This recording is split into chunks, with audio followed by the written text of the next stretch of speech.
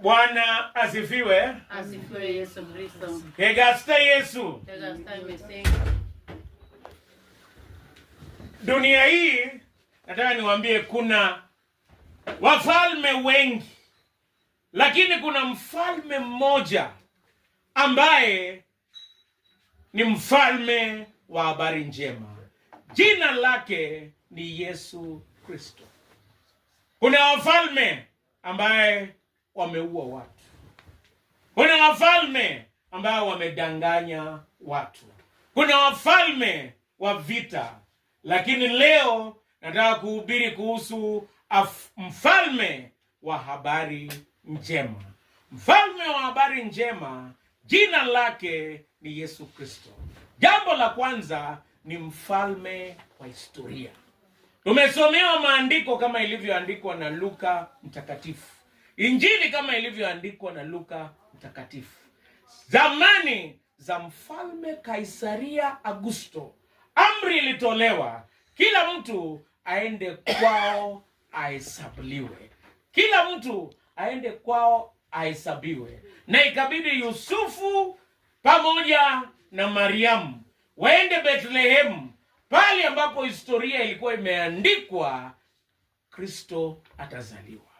Leo nataka kuambia kuna mfalme wa historia. Yeye kenye amepanga itatimia. Si historia ya zamani peke yake, hata historia yako.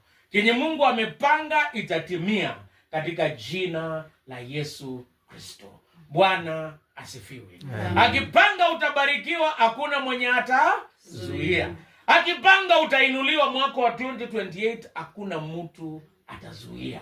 Leo nawaambia mfalme wa habari njema ni mfalme wa historia. Kitu cha pili ni mfalme mnyenyekevu. Alizaliwa kwa hori la ng'ombe. Pia akatembelea mamajuzi. Huyu mfalme ambaye ananyenyekea ni mfalme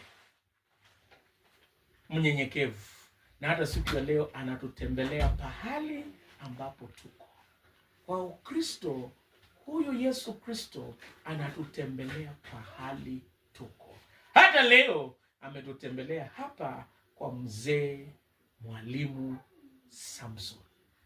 Na habari njema inatujia penye tuko.